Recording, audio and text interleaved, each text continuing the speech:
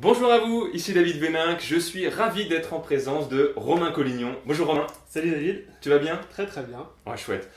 Je suis très content puisque Romain a accepté, et merci beaucoup Romain, de me recevoir pour échanger avec vous autour de la notion de la communication non verbale. Alors, pour ceux qui ne le connaissent pas, il n'y en aura pas beaucoup je pense, mais Romain est un des spécialistes francophones dans le domaine du langage non verbal, du langage corporel, de tout ce qui tourne autour de la communication non verbale. Et évidemment, autour de la vente, puisque la vente, effectivement, est à la base, pour moi, essentiellement de la communication, de la relation entre deux, ou plusieurs, mais entre deux individus, et bien le sujet de la communication non verbale en découle naturellement, puisque c'est une des grosses parties, finalement, de ce qui rentre en jeu lorsqu'on est en relation avec quelqu'un. Donc Romain est l'auteur, il va se présenter un petit peu plus en détail, mais est l'auteur du blog qui s'appelle Décodeur du non-verbal, sur lequel il diffuse tout un tas d'informations très pertinentes sur ce sujet de la communication non-verbale. Justement, est-ce que tu peux nous en dire un petit peu plus alors Romain, pour en savoir un petit peu plus sur toi? Volontiers David, bonjour à tous. Alors effectivement, comme tu disais, je suis Romain Collignon. On m'appelle aussi sur la toile le décodeur du non-verbal, tout simplement parce qu'il y a quelques années, j'ai lancé un blog qui porte le même nom et sur lequel je prodigue depuis maintenant 2011 des conseils sur comment décoder les gestes, mais aussi comment avoir plus d'impact avec sa communication non verbale. Et maintenant, autour du blog, s'est greffé énormément activités d'auteur, de formateur, de coach. L'idée, c'est que autour du décodeur du non-verbal, j'ai une mission simple, c'est d'aider des personnes qui aspirent à développer des compétences relationnelles, à les aider. Ouais. Parce que, moi je suis convaincu que le succès, qu'il soit personnel ou qu'il soit professionnel, est profondément lié ou se forge sur la base de relations que j'appelle gagnantes. Complètement. Et comment développer des relations, comme tu disais, relations de vente ou relations en général, ça se développe par la communication. Et il y a une des facettes de la communication qu'on ne pense pas forcément à maîtriser, puisqu'on est un petit peu dans une société où on a grandi dans un environnement où les mots sont ultra importants. Eh bien, il faut savoir que la communication non verbale, donc en dehors de tout ce que l'on peut prononcer, est ultra importante. Donc c'est autour de formations, d'ouvrages sur le décodeur du non-verbal que j'aide justement mes clients à développer ces compétences relationnelles autour de la communication non verbale. Super. Oui, parce qu'effectivement, la communication non verbale, dans justement la relation et dans les différents canaux qu'on peut utiliser pour communiquer avec quelqu'un, en fait énormément partie. Et est-ce que tu pourrais nous dire pourquoi, selon toi, c'est important justement d'en tenir compte dans la vente? Parce que dans le cadre d'une relation commerciale, pourquoi, à ton avis, c'est important justement de faire attention à cette communication non verbale? Ouais. Alors tu soulignes quelque chose de très important et ça, je pense que c'est intéressant pour vous et pour nous de remettre ça dans le contexte. Quand on parle de relation, quand on parle de communication non verbale, on a différents domaines d'application.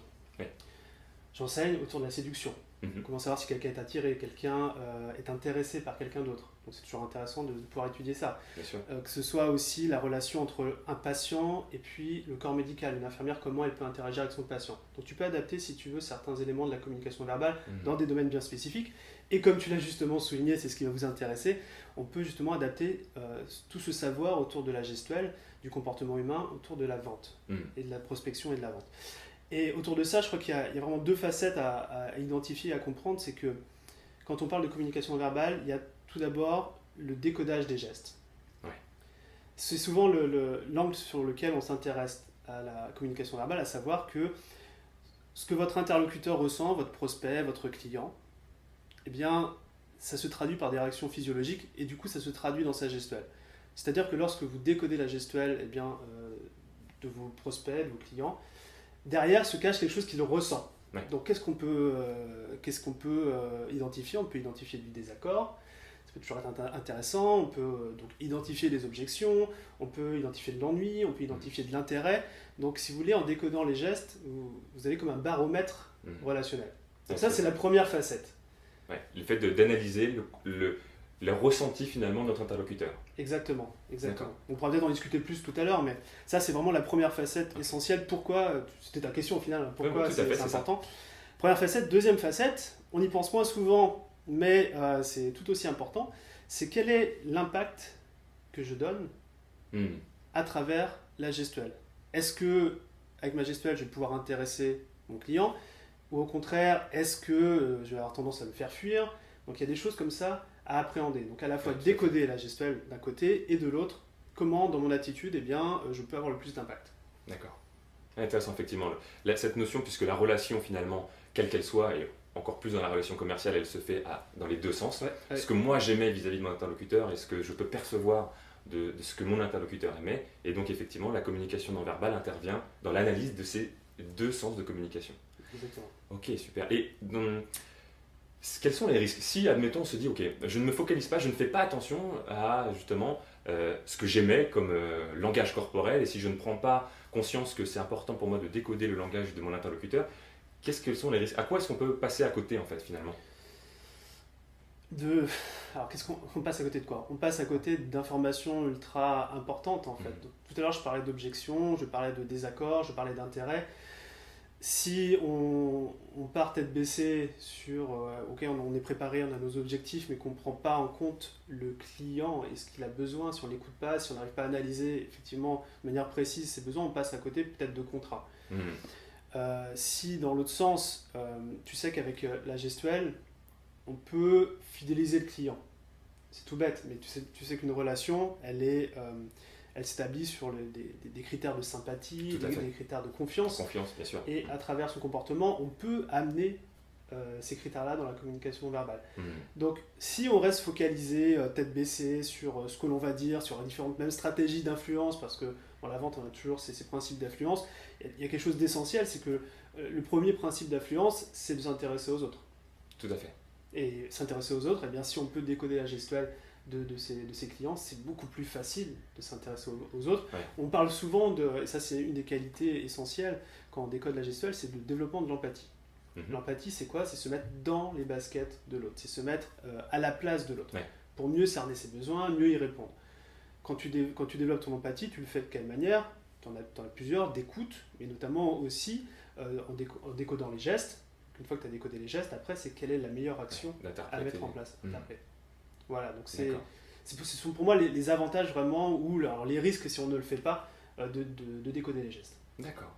Et tu as dit deux mots qui sont à mon sens primordiaux, effectivement, et dans la relation commerciale, et ça j'en suis convaincu à 200%, effectivement, il y a deux ingrédients majeurs qui vont faire qu'une relation commerciale entre deux individus doit être réussie, c'est la sympathie et la confiance. C'est ce que tu disais tout à l'heure. Et justement, on n'a qu'une seule fois la possibilité de faire une première bonne impression. Alors est-ce que tu aurais, je dirais, des clés à nous donner pour justement faire en sorte d'avoir un impact positif dès les premières secondes de la relation lorsque l'on rencontre quelqu'un? Ouais. Comme tu l'as à juste titre souligné, on n'a pas deux fois on n'a pas deux fois l'occasion de faire une bonne première impression. C'est dur à employer. C'est pas facile. Derrière votre écran, je vous invite à essayer de faire la même chose sans vous répéter. Il y a beaucoup de choses qui se passent autour de la première impression, notamment pour revenir à notre sujet de la communication non verbale. Il faut savoir que lorsque l'on rencontre quelqu'un pour la première fois, notre non verbal est 4 fois plus important que ce que l'on va prononcer. Tout simplement parce que, et on va peut-être rentrer un peu dans le détail sur les origines un petit peu de la psychologie et aussi des interactions humaines, c'est qu'il y a une certaine époque, à l'époque où on vivait dans les grottes, sortir de la grotte pour aller cueillir ou pour aller chasser, c'était dangereux. Il suffisait de rencontrer soit une bête féroce, soit de rencontrer une personne d'une autre tribu pour... on n'était pas sûr de rentrer sain et sauf dans la grotte. Je caricature un peu, mais c'est un peu l'image. Ce qui fait qu'on a développé dans le fonctionnement de notre cerveau, et c'est codé dans notre ADN, une méfiance vis-à-vis d'autrui.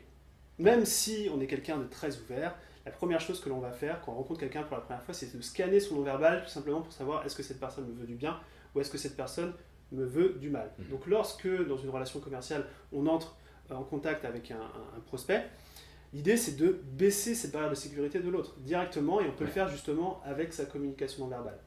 D'ailleurs, est-ce que tu te souviens facilement des prénoms des gens quand tu les rencontres pour la première fois? Pour la première fois, non. Ça a été pour moi pendant longtemps justement une grosse difficulté. Parce que quand je rencontrais des personnes, eh bien effectivement, non, j'arrive pas à m'en souvenir. Et dans la relation commerciale, c'est quand même très important de connaître le prénom. Et lorsque je devais aller à rendez-vous ou autre et que je me disais, mais mince, j'ai oublié son prénom. Donc ça, pendant longtemps, ça a été difficile pour moi. Alors c'est difficile pour toi, mais dis-toi que c'est difficile pour tout le monde. Et tu poses la question à tout le monde. Il y a des techniques qui existent pour se rappeler des prénoms, mais c'est justement l'illustration de ce phénomène que lorsque l'on rencontre quelqu'un pour la première fois, les mots, on les entend pas parce que notre cerveau, il est câblé sur non-verbal Et c'est primitif comme comportement, surtout dans une société dans laquelle on vit actuellement, où, bon, a priori, on est sain et sauf quand on rencontre quelqu'un pour la première Normalement, fois. ça va. Normalement, ça va, mais on est toujours câblé comme ça. Donc, le rôle, c'est justement, c'est un peu une illustration de pourquoi on doit faire une très très bonne première impression. C'est que Ouais. notre interlocuteur, il est câblé pour choper le maximum d'informations.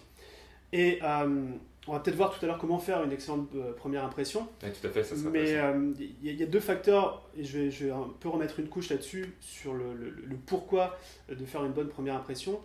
La première, c'est la persistance. Mhm. C'est-à-dire que lorsqu'on rencontre quelqu'un pour la première fois, ça annonce la couleur sur le reste de la relation. Et ça t'est déjà très certainement arrivé de rencontrer quelqu'un et d'avoir un a priori sur lui, Ouais. et même de le revoir à plusieurs reprises, et finalement, tu n'as jamais réussi à accrocher. Tout simplement Tout à parce que peut-être que la première fois que tu l'as rencontré, il était avec machin, ou quelqu'un que tu n'appréciais pas forcément, et tu sais même pas pourquoi. C'est comme ça. Notre Ouais. cerveau, en fait, persiste dans la première impression. Donc c'est pour ça que lorsque vous rencontrez, vous avez votre premier rendez-vous, mettez le paquet sur la première impression, parce que c'est ce qui va annoncer la couleur sur la suite de la relation. Ça m'est même déjà arrivé à l'inverse, où je m'étais dit, lors du premier rendez-vous, je m'étais dit, enfin, j'ai pas été bon, j'ai pas dégagé ce que j'avais envie de dégager, et c'est moi qui ai eu beaucoup de mal à réinverser finalement la tendance. Puisque je sentais finalement que mon interlocuteur, je sais pas, il m'accordait pas toute sa confiance, Ouais. que j'avais pas réussi à me connecter à lui, et ça a été très très difficile pour finalement réinverser la tendance. Donc effectivement, cette notion de persistance, je connaissais pas le nom, mais du coup quand tu en parles, ça m'évoque ça, parce que j'avais pas été finalement tout de suite dans la connexion de la sympathie et de la confiance. Ouais. Même si c'était ce que je recherchais, j'ai pas réussi à le faire. Et finalement, ça m'a coûté, puisque ça m'a fallu beaucoup plus de temps que normalement pour justement réussir à recaptiver l'attention de mon interlocuteur. Ouais. Et encore, je trouve que tu le fais très bien, parce qu'il faut savoir que David, on s'est rencontrés il y a 6 mois, je crois, la première fois. Oui, c'est ça. Toi, bonne première impression, nickel, enfin voilà. J'ai travaillé dessus. Donc ouais, tu as travaillé dessus, alors du coup c'est ton métier aussi. Et servi il y a quoi, il y a un mois peut-être, ou il y a 2 semaines, un mois? Oui, tout à fait, ça au séminaire, Voilà. puis effectivement à la session networking. Voilà. Ouais, tout à fait. Quand je t'ai vu, direct, je me suis rappelé sympathie, jovial, souriant, et c'est les images qui étaient ancrées parce que 6 mois avant, tu avais fait une super bonne première impression. Donc oui, alors premier sujet, je parlais, on digresse un peu. Première chose, persistance. Deuxième chose, c'est l'effet de halo. L'effet de halo, donc ça n'a rien à voir avec Nabila ou quoi que ce soit. L'effet de halo, c'est simplement que à une caractéristique bien particulière d'un individu, on va attacher d'autres caractéristiques qui vont dans le même sens. D'accord. C'est-à-dire que la première impression que vous allez donner, si vous êtes souriant, eh bien votre interlocuteur, par, on va dire, fainéantise du cerveau, tout simplement parce que votre cerveau n'a pas l'habitude ou ne peut pas capter toutes les informations lors d'une première rencontre, va faire des amalgames ou va faire des rapprochements. On voit quelqu'un avec des lunettes, hop, intelligent. On voit quelqu'un avec une cicatrice sur la joue, hop, mafioso. Enfin, ce genre de choses. Alors, ça peut être dangereux, mais vous pouvez en profiter justement. Et c'est encore une fois un élément qui montre l'importance de la première impression. C'est que la première impression que vous faites, mettez le paquet parce que derrière, ça va rayonner tout autour. Oui, tout à fait. Donc voilà, c'est les deux éléments pour la persistance et l'effet de halo. Voilà. Effectivement. Et puis surtout, si tu arrives à lier les deux, c'est-à-dire à avoir un effet de halo positif, c'est-à-dire que dès le départ, tu vas inspirer effectivement de la sympathie et de la confiance avec cet effet de persistance où la personne, même si après, peut-être que tu vas faire quelque chose qui l'aurait déplu de manière générale, mais vu que tu as cet effet de halo positif, finalement ça va mieux passer que à l'inverse si tu avais fait une mauvaise première impression. Quoi.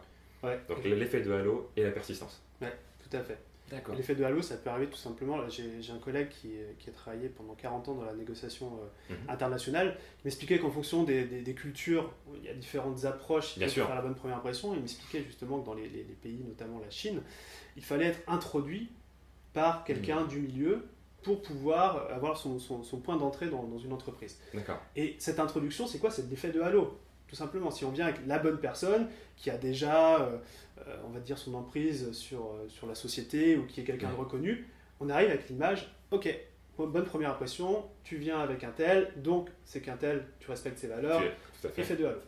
Voilà. On bénéficie finalement aussi de l'effet de halo de la personne avec qui elle a cette image positive. Voilà. Donc on sort un petit peu du cas du non-verbal, même si au final c'est en fait du comportement. En fait. Tout à fait. Même si ça effectivement ça en fait partie, puisque même d'ailleurs, même si en France on peut rentrer en contact avec quelqu'un en direct, n'importe qui, toi, moi, enfin vous, si quelqu'un vient à nous par la recommandation de quelqu'un d'autre, Mm. bah, on est déjà tout de suite plus en confiance, puisqu'on a attribué la confiance à la personne qui recommande la personne, donc forcément, eh bien, on accorde plus de crédit à celle qui vient de rencontrer. Exactement. D'accord. Alors, il y a une... donc là, c'est les éléments pour faire une première bonne impression. Ouais. Tout de suite, effectivement, on sait qu'effectivement, à cause de la notion de persistance et la notion d'effet de l'eau, c'est très important. Est-ce que tu pourrais donc nous donner 3 clés qui, pour toi, vont nous aider justement à faire cette bonne impression? Comment faire pour que, lorsque, donc tu en as commencé à parler tout à l'heure, le sourire, effectivement, Ouais. mais est-ce qu'il y a d'autres choses que l'on peut, auxquelles il faut qu'on attache de l'importance lorsqu'on arrive vers quelqu'un pour justement avoir cet effet de l'eau positif? Alors, le sourire, je vais en reparler un petit peu. Donc, 3 choses, c'est ça? Il y en a Ah, plusieurs, on va dire allez, 3. 2-3, je limite peut-être un petit peu, mais s'il y en a plus, Je n'hésite vais pas. peut-être déborder. Le sourire, ultra important. Oui. L'idée, dans tout premier contact, c'est de garder en tête d'amener de l'énergie positive. Ouais. Donc là, je ne parle pas dans la spiritualité ou quoi que ce soit. L'idée, c'est que quand on rencontre quelqu'un, c'est d'amener de l'énergie positive. Le sourire en fait partie. Parce que le sourire, quand on sourit, ça crée des endorphines, ça crée du bien-être. On se sent bien. On se sent bien. Mhm. Le principe de contagion émotionnelle va faire que votre interlocuteur va sourire en retour. Il sourit, endorphine, il se sent bien. Mhm. Et c'est ultra contagieux. Hein. D'ailleurs, le sourire, c'est Darwin qui disait ça, que la contagion du sourire, c'est un processus de l'évolution humaine. Mhm. C'est-à-dire qu'à travers le sourire, on est en mesure de connecter avec les autres.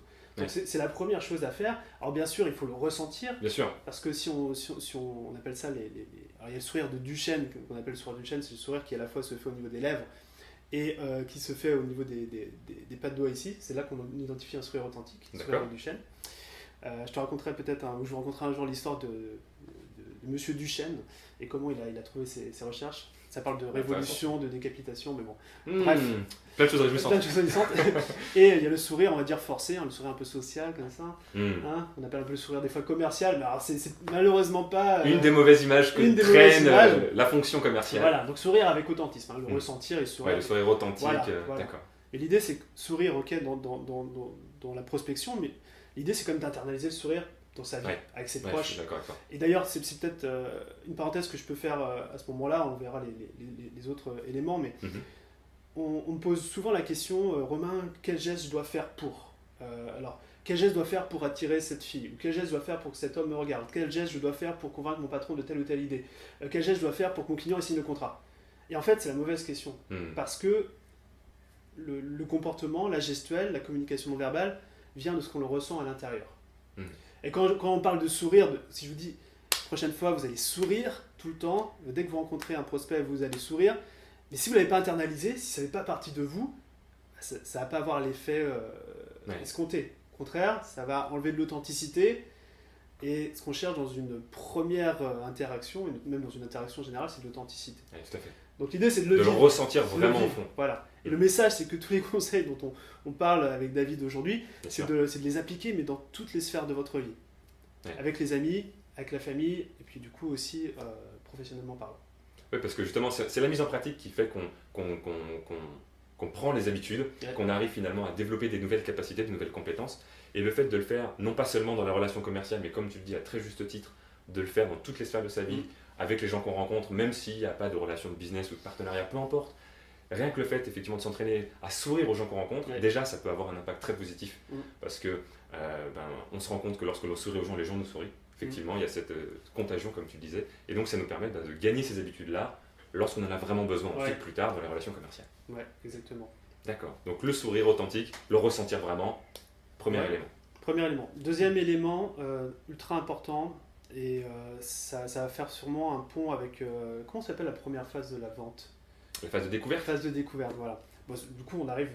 Quand on fait quand on essaie d'avoir une excellente première impression, c'est juste avant la phase de C'est découverte. effectivement, c'est l'accroche, Voilà. ce qu'on appelle l'accroche avant la phase de découverte. Tout à fait. Exactement, exactement. Et une des astuces ou un des enseignements que je donne à mes clients, c'est d'écouter activement et non verbalement. On parle d'écoute non verbale active.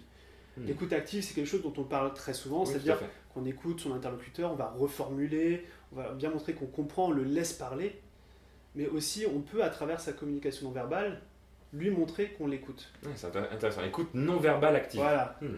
Et il y a des choses toutes simples, c'est notamment de se tourner vers son interlocuteur. Mhm.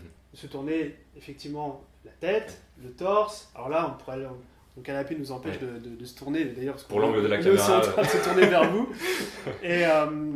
Et ça, c'est quelque chose d'ultra important. Il y a un principe fondamental de la communication non verbale qui dit que le corps s'oriente là où l'esprit souhaite aller. C'est-à-dire qu'on dirige notre corps, notre tête, notre torse, même nos pieds, vers les sources d'intérêt, vers les sources de bien-être. Donc si on dirige tout notre corps vers notre interlocuteur, eh bien, on montre qu'on est intéressé par ce qu'il dit. Ouais, et tout à fait. je vois très souvent des gens qui, oui, effectivement, vont tourner la tête, mais derrière, ils ont déjà les pieds vers la porte de sortie. Ouais. Là, on montre pas qu'on est ça intéressé. se ressent. Ça se ressent. Exactement. Donc, Tout à fait. voilà. Donc ça, c'est un des éléments, c'est de l'écoute non verbale active, c'est de montrer effectivement qu'on écoute son interlocuteur. Le contact visuel, ultra important. Oui, ok. Qu'est-ce qu'on pourrait dire d'autre? L'ouverture du corps. Mhm. On parle souvent, oui, il ne faut pas avoir les bras croisés parce que c'est un signe de C'est vrai, nature. ça, souvent on entend ça. Mais... Pour moi, c'est le plus grand mythe de la communication verbale. Et un autre, se toucher les cheveux, ça veut dire que je suis attiré. Ouais. Voilà, Non, c'est vrai, c'est pas vrai. Ouais, voilà. Non, mais ça, justement, ce sont des mythes, et notamment les bras croisés, effectivement, là, je serais ici, et c'est pas pour autant que je serais enfin, on va dire, dans l'inconfort, où je me fermerais.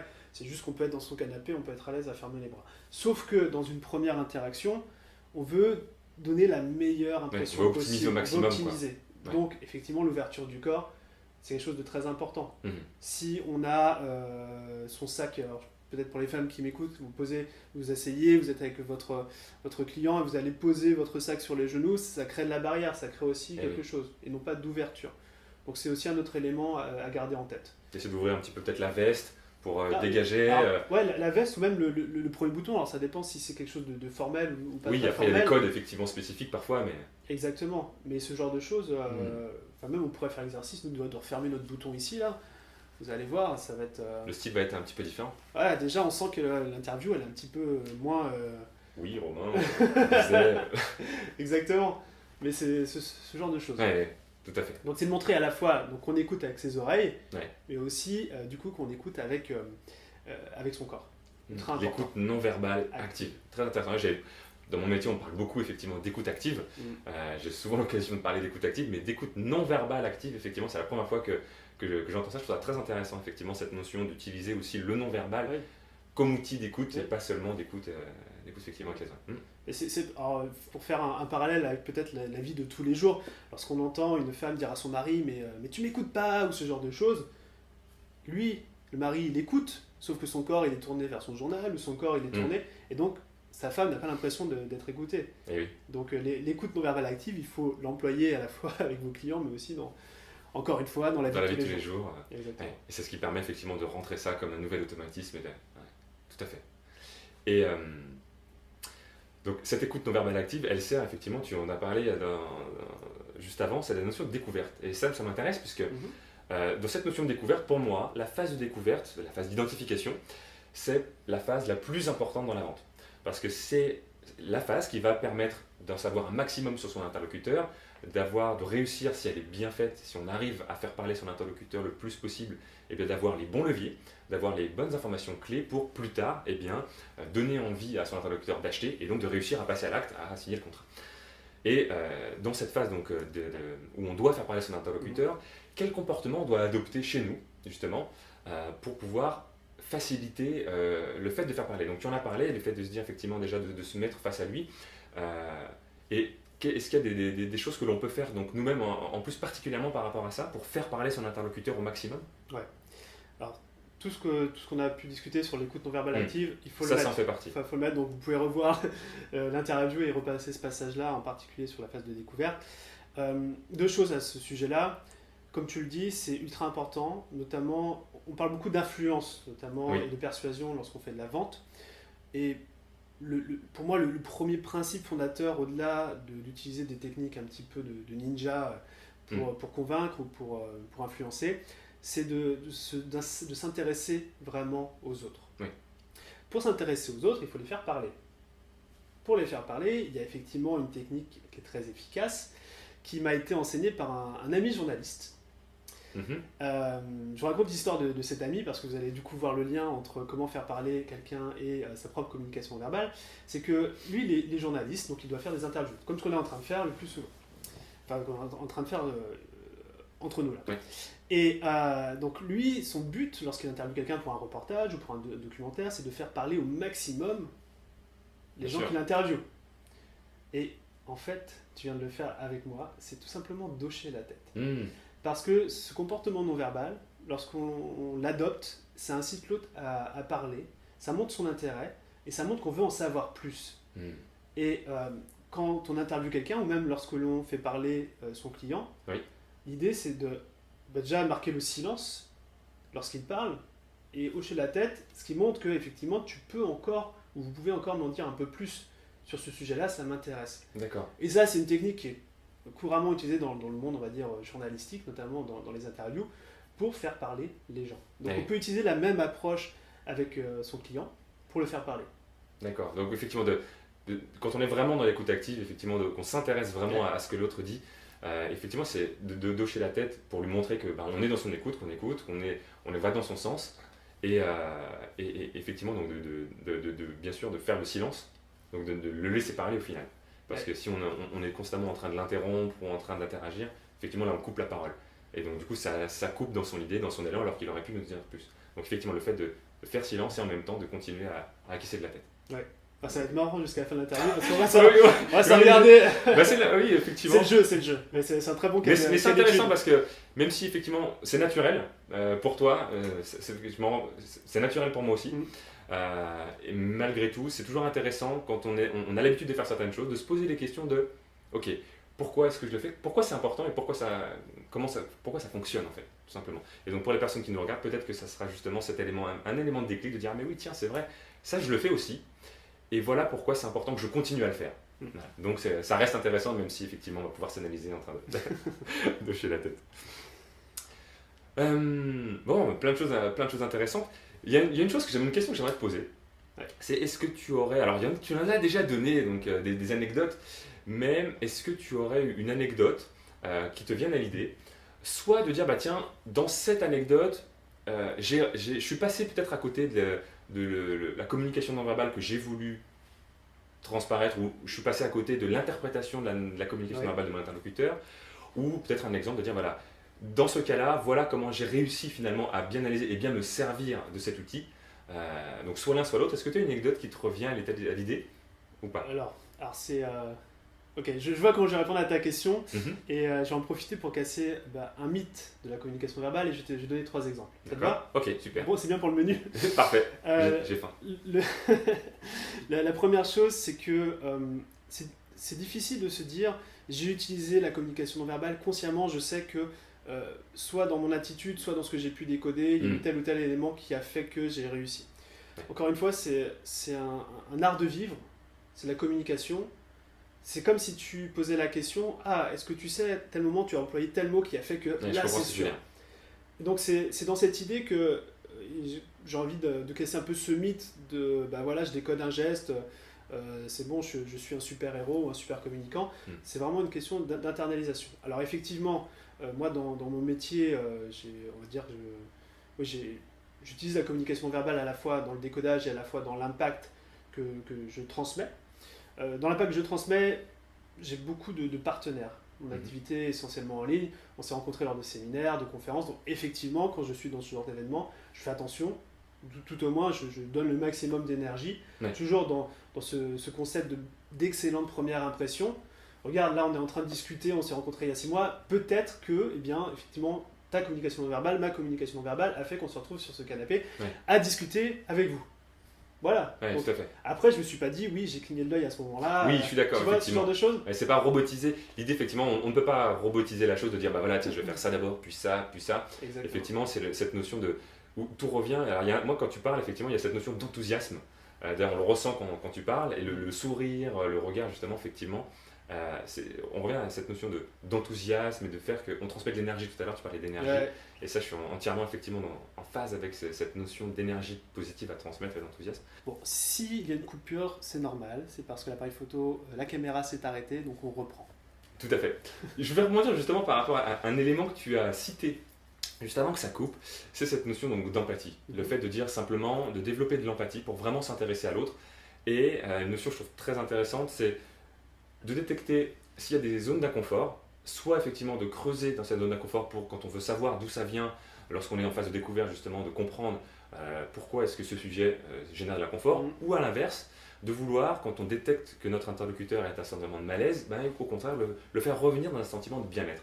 Et ça, je pense qu'effectivement, lorsqu'on en est vraiment dans cette démarche-là, c'est intéressant en termes de différenciation, puisque si vous faites vraiment attention à l'état d'esprit, à l'état émotionnel quelque part de votre interlocuteur, eh bien vous allez être parmi les rares personnes qui justement y font attention et vont l'aider finalement à bien se sentir. Ouais. Et ça, je pense que c'est un atout majeur que de vraiment s'intéresser à l'autre, notamment dans la relation commerciale, de ne pas être monsieur tout le monde peut-être qui va simplement poser des questions, qui va appliquer, comme tu le disais, des règles robotisées de choses, mais qui ne sont pas imprégnées au fond de soi-même. Mais si au contraire, comme disait Romain, vous êtes imprégné de ça, de cette communication personnelle non verbale et de l'intérêt vrai et sincère que vous portez à votre interlocuteur, eh bien ça va permettre de se différencier par rapport à ça.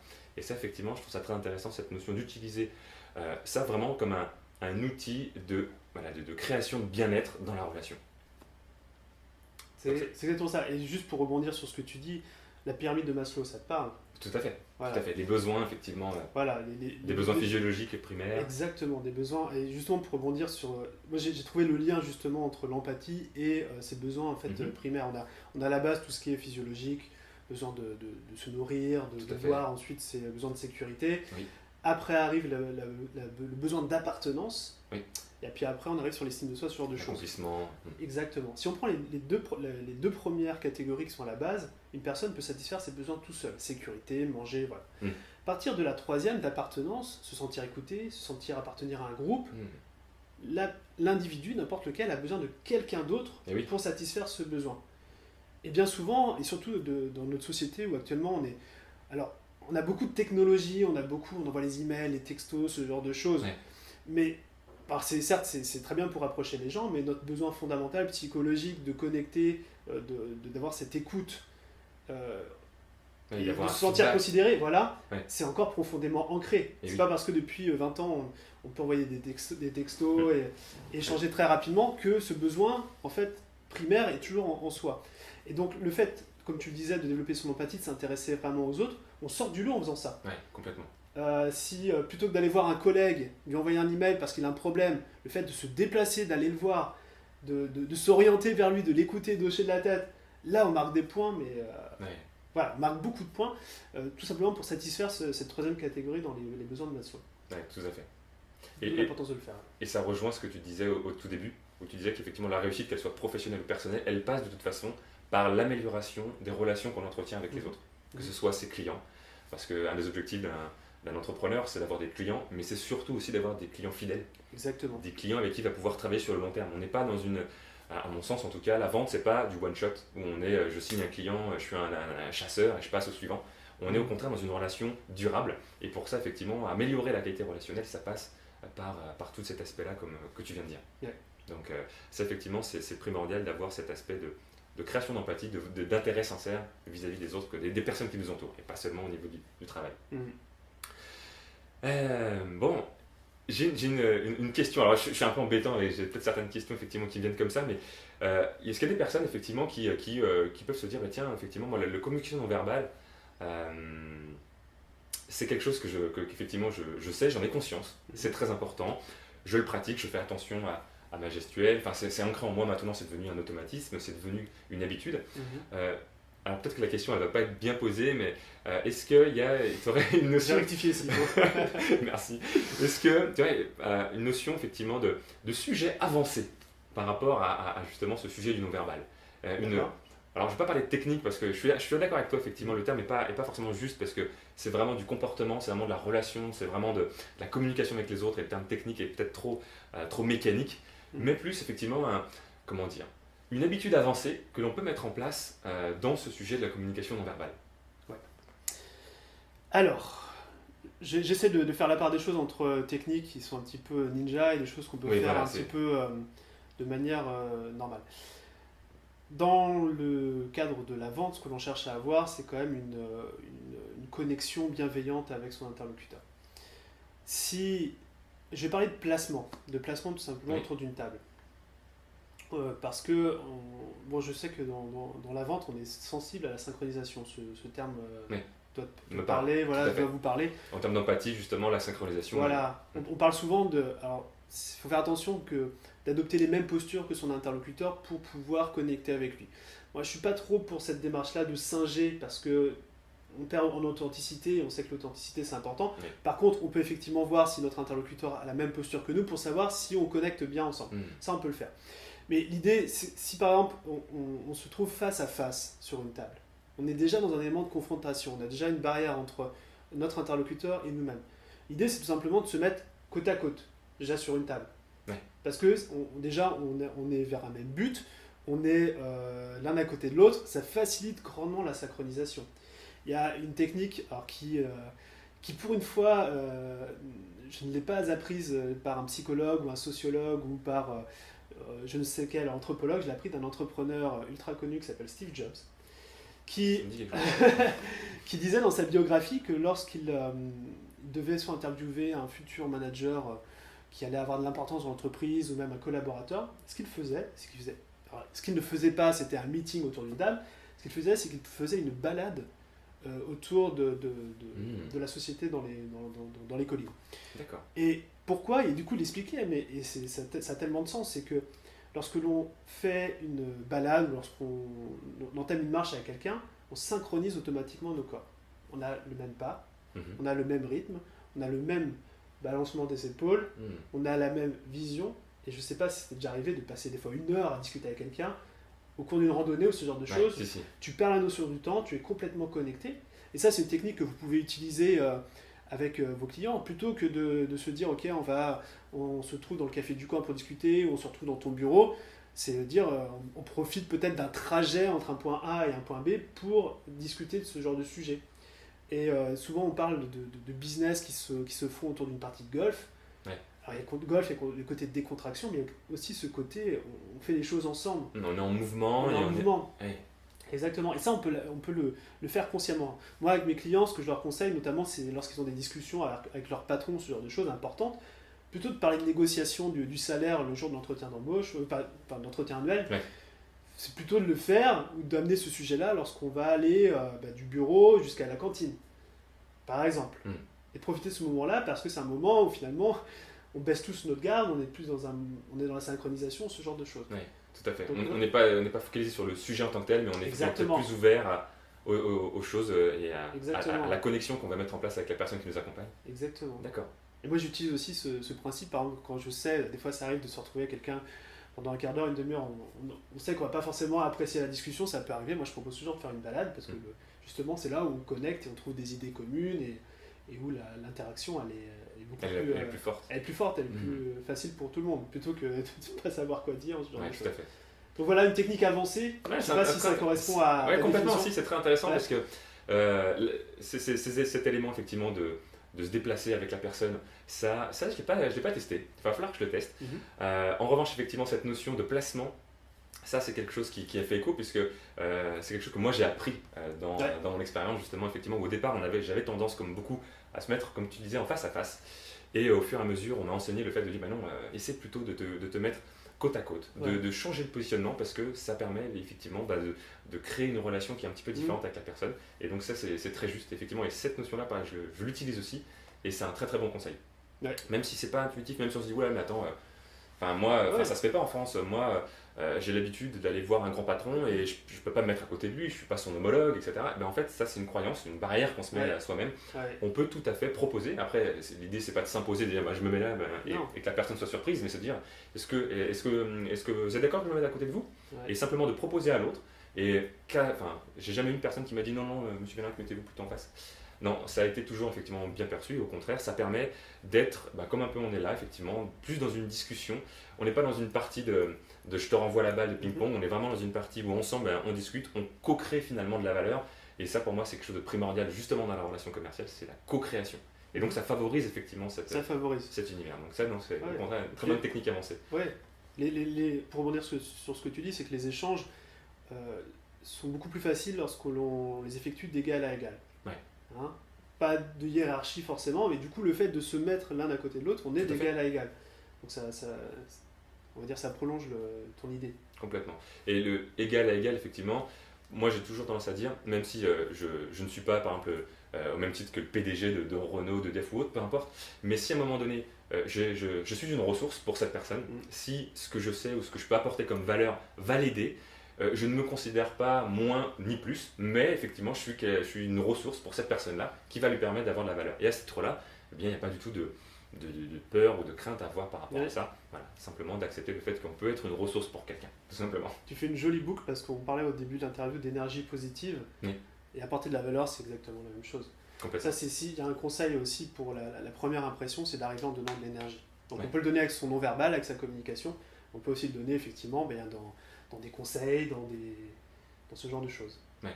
Une fois qu'on a une volonté sincère, et je retiens effectivement vraiment ça, cette notion de sincérité, que ce soit le sourire, que ce soit dans le regard, que ce soit dans l'intérêt que l'on porte à l'autre, si on a vraiment ce désir sincère de vouloir apporter de la valeur à ses clients, à ses prospects, à ses partenaires, et bien de toute façon effectivement, premièrement on va se démarquer de bon nombre d'individus qui sont trop focalisés peut-être sur des sujets trop techniques, qui ne sont pas suffisamment focalisés sur la relation, et en plus de ça, ça va mettre notre interlocuteur dans un état de bien-être qui va donc être propice finalement à trouver des accords et à co-créer effectivement quelque chose ensemble.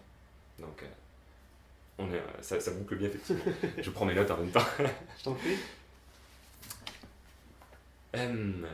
Bon, il y a plein de choses en fait en tout cas, il y a plein de choses qui ont été transmises, donc c'est toujours très intéressant. Tu l'as dit effectivement tout à l'heure, un des sujets importants c'est de prendre les habitudes au quotidien avec les personnes que l'on rencontre, les personnes de notre famille, les personnes de notre entourage, que ça devienne effectivement quelque chose que l'on internalise. Et est-ce qu'on peut, un exercice concret, facile, que l'on peut mettre en place dès maintenant, dire, voilà, si pour toi il y avait une chose, voilà, je voudrais mettre en place, effectivement, internaliser ça pour moi, parce que je suis conscient que c'est important. Quelle serait la chose, alors tu as parlé du sourire, déjà de prendre l'habitude de sourire aux personnes que l'on rencontre. Est-ce une deuxième chose que l'on peut faire dès demain, dès la fin de cette vidéo, pour justement internaliser et prendre l'habitude de cette communication non verbale? Ok. Alors, tout à l'heure, on parlait en off de développement personnel. Tu me disais que, de toute façon, dans la relation de vente, il y a cette démarche aussi de développement de soi, de compétences. Complètement. Donc, du coup, je vais me permettre, dans ce conseil, de faire une petite extrapolation. On parlait tout à l'heure de... Enfin, en gros, je vais vous donner un conseil pour avoir toujours une immense énergie et que ça se voit dans votre communication non verbale. On parlait tout à l'heure que la communication non verbale reflète en fait ce que l'on ressent à l'intérieur. Oui. Moi, ce que je vous propose de faire, en gros, c'est de hacker, le terme informatique pour pirater voilà, votre système, votre organisme, pour justement avoir de l'énergie quotidiennement, sur la création de nouvelles habitudes.